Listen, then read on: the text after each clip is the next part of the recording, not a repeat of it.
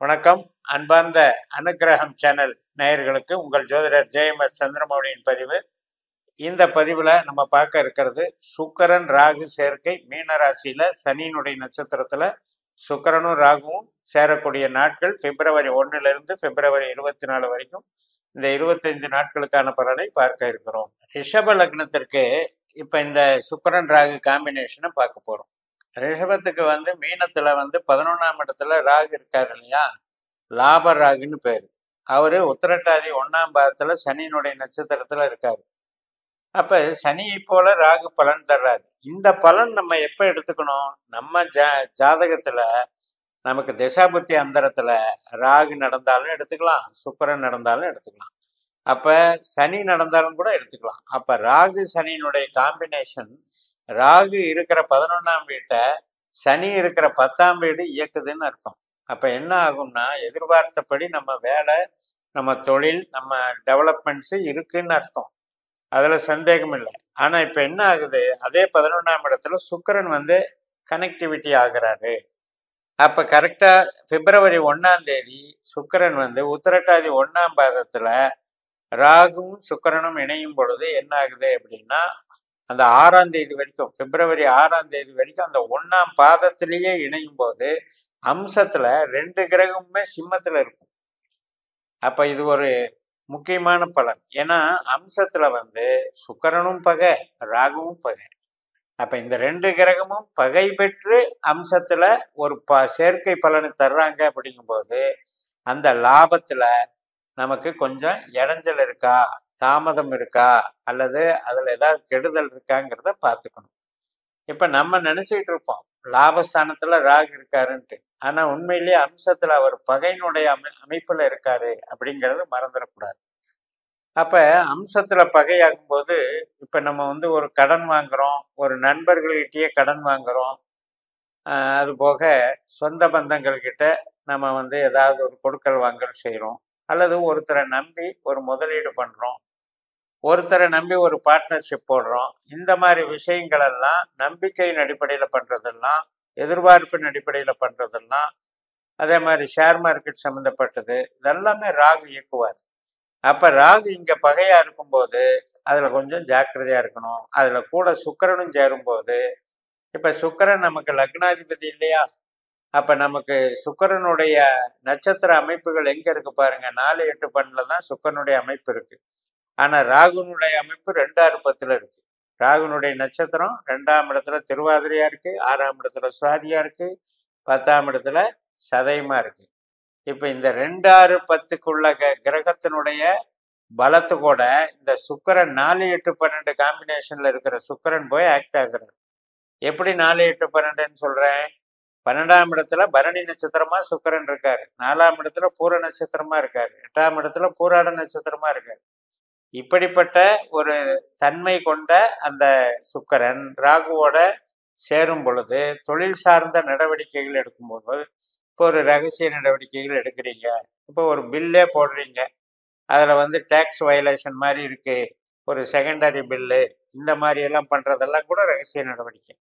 அதே மாதிரி இப்போ கேஷ் அண்ட் கேரியில் பண்ணுவாங்க இல்லையா, அதாவது பிளாக் மணி, ஒயிட் மணி, இப்படியெல்லாம் பிரித்து பேசுகிறாங்க இல்லையா. ஸோ இந்த மாதிரி எல்லாமே ரகசிய நடவடிக்கை தான். இப்போ சிபிசிஐடி ஆகட்டும், ஐடி ரைட் ஆகட்டும், இதெல்லாமே ரகசிய நடவடிக்கை தான். ஸோ இந்த மாதிரி சுக்கிரன் ராகு சேர்க்கை, அம்சத்துல பகை அப்படிங்கிறது 1ஆம் தேதியிலிருந்து பிப்ரவரி 6ஆம் தேதி வரைக்குமே கொஞ்சம் நமக்கு பகைத்தன்மை பெற்ற சேர்க்கை அப்படின்னு எடுத்துக்கணும். அப்ப இந்த பகைத்தன்மை பெற்ற சேர்க்கையில நம்பி செய்யற வேலைகள், நட்பு ரீதியாக எதிர்பார்க்கிற சில நன்மைகள், இதுல எல்லாம் கொஞ்சம் கிளாஷ் இருக்குன்னு நம்ம புரிஞ்சுக்கணும். இப்ப அடுத்து 6ஆம் தேதியிலிருந்து 11ஆம் தேதி வரைக்கும் சுக்கிரன் என்ன பண்ணுவாரு, உத்திரட்டாதி 2ஆம் பாதத்துக்கு போயிடுவார். அப்ப அவர் அம்சத்துல எங்க இருப்பாரு? கன்னியில நீச வீட்டுல இருப்பார். அம்சத்துல கன்னியில சுக்கிரன் நீச பலம்.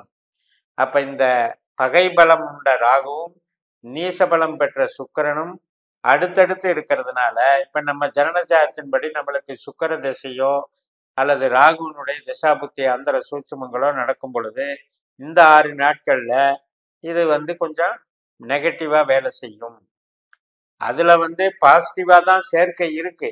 ஆனா பகை பெற்று இருக்கிறதுனால நம்ம அதில் கொஞ்சம் கேர்ஃபுல்லாக இருக்கணும்னு சொன்னேன். ஆனால் லாபஸ்தானத்தில் நிகழ்வு வந்து நடக்கும், சாதகமாக தான் நடக்கும். ஆனால் கொஞ்சம் கேர்ஃபுல்லாக இருக்கணும். ஆனால் இதில் வந்து நெகட்டிவாகவே இருக்கு. ஏன்னா நீச வீடு. ஏன்னா சுக்கிரன் வந்து கன்னியிலையும் ராகு சிம்மத்திலையும் இருக்கிறதுனால இந்த விஷயத்துல இந்த நாட்கள்ல நமக்கு ரொம்ப கண்ட்ரோலா இருந்துக்கணும். ஏன்னா ஒண்ணுக்கு ஒண்ணு சப்போர்ட் பண்ணாது, அகென்ஸ்டா வேலை பார்க்கும். அப்ப ராகுவுக்கு சுக்கிரன் வந்து டெவலப் பண்ற நேச்சர்ல இருக்காரு, சுக்கிரனுக்கு ராகு வந்து தடுக்கிற நேச்சர்ல இருக்காரு. இது வந்து ஒரு முரண்பாடு. அதனால இதுல சுமூகமாக இருக்காது. அதனால இதுல ரொட்டீன் ஆக்டிவிட்டிஸ், ரெகுலர் வேலைகள் இதை மட்டும் பார்த்துக்கணும். அடுத்ததாக பிப்ரவரி 11 இருந்து 17 வரைக்கும் உத்திரட்டாதி 3ஆம் பாதத்துல சுக்கிரன் போவார். அப்ப என்ன ஆகும் அப்படின்னா, துலாத்துல அம்சத்துல ஆட்சி பெறுவார்.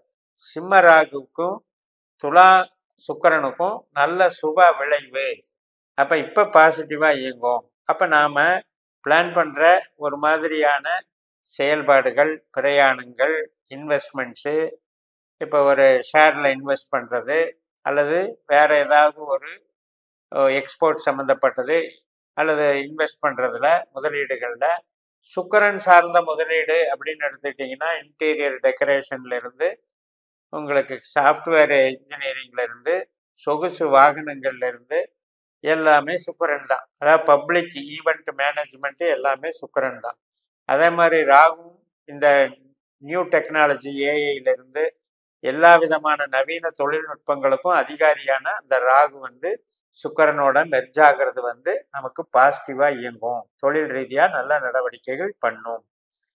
பட் அதே நேரத்துல சுக்கிரன் ராகு நமக்கு 8ஆம் பாவ 12ஆம் பாவ தொடர்பு இல்லாம இருக்கணும் நம்ம ஜாதத்துல. அதையும் பார்த்துக்கோங்க. ஏன்னா சுக்கிரன் வந்து கொஞ்சம் போககாரகன்னு சொல்லலாம்.